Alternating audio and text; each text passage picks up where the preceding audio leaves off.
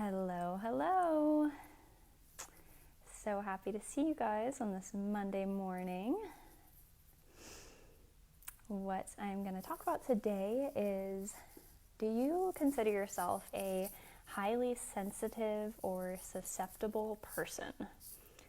How do you know if you are one of these people? Couple examples. These might sound silly, but have you ever watched a scary movie and been paranoid for not just the day, but potentially weeks ahead of time after this movie? Do you watch the news and really find that it affects your mood? When you're in certain social situations or places, do you ever feel wiped of your energy? These are a couple indicators that you may be more sensitive or susceptible than the average person. And the reason I want to talk about this is really because I'm passionate about helping you live your healthiest and most amazing life. And what that really requires is you to gain control of these things. I love helping my clients and helping you understand how these small, especially subtle things really influence and impact our life. So this week I want to post a little video, share each day to help you better understand some of the major things that influence the sensitive or susceptible person's energy, health, happiness, and give you some tools to apply to your life to gain better control of this and move in the direction you want to with your health and happiness. Even if you don't identify yourself as sensitive or susceptible, this stuff applies to you. You just might take a little bit more time to notice the changes. So these are principles that apply to anyone's health, but especially that sensitive person, I want you to be listening up. Number one, before we even get started, is I want to reframe this. So often the sensitive, highly sensitive person, there's negative wrap around this. We see it as a fault. We're not necessarily giving ourselves credit that this is actually a gift. Two reasons that this is a gift is, one, you're actually getting signs and signals from your body and your nervous system, giving you cues with your mood, your emotion, your energy levels of whether or not you're moving in the right direction, whether or not you have healthy boundaries, etc. So these cues are some of the things we're going to be tuning into over the next couple days.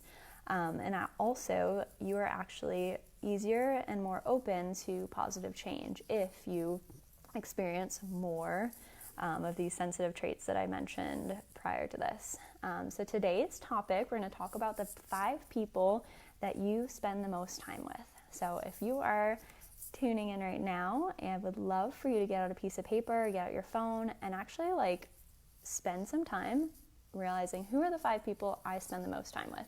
I want you to write them down in a list, and we'll come back to that. I want you to either spend some time writing or thinking about, what does their health and their life look like? How happy are they? What do they spend their time doing? What are they thinking about? What are they talking about? Are they living the fulfilled life that they say they want to be living? This is not to judge. This is not to bash anyone. This is just to get an idea of, who am I surrounding myself with? What are these people like?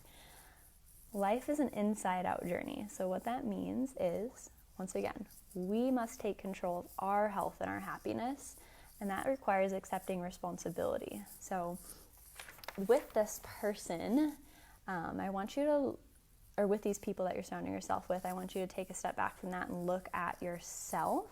And what is one of the goals or something maybe you've been saying recently, maybe it's been the past couple of years, something that you're looking to create in your life.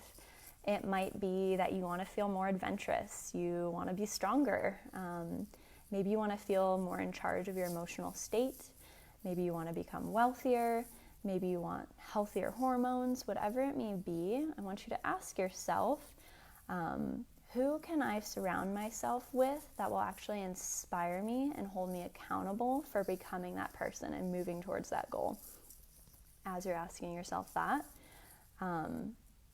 you can also look at your list and say, hey, who have I been surrounding myself with? Are they inspiring me, or are they kind of my comfort zone? Like a person that is in the same boat as me, feels comfortable where they're at, and hasn't made the changes that they have been saying they want to make, right? once again, this is not about hating on someone else. This is an inside out journey. So you get to look at that and realize that that's, it's a reflection of you and what you have been doing overall. Now, I want you to get another list out, and you're going to write down who, based on those questions, do I want to spend more time with? Who is going to inspire me to keep taking those action steps towards my goals? Who is already living the life, the goal that I want? So me seeing them is an affirmation that it's possible, it's available to me. I can ask them how they got there. Ask yourself these questions and start writing down another 5 people that you'd love to spend more time with. And I want you to use technology and the accessibility that we have today to your advantage. So what I mean by that is we have podcasts, we have videos like this, we have YouTube.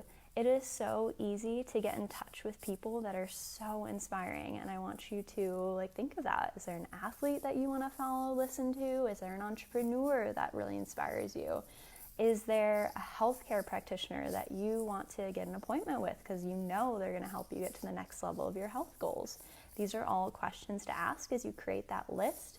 And just remember that who we surround ourselves with greatly influences our overall health, our life, our actions, and our aspirations.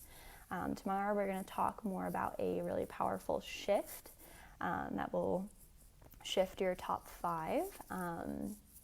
And that's it. I want you guys to take those little actions. Next, if you're ready to take that next level, I want you to take action today on basically connecting with maybe one or more of those people in the new list. And then thank you so much for tuning in. And then later this week, I've been making a video for Heart of Life in Bend, and I'm really excited to share it with you all. So stay tuned for that later this week, and I will see you tomorrow. Bye-bye.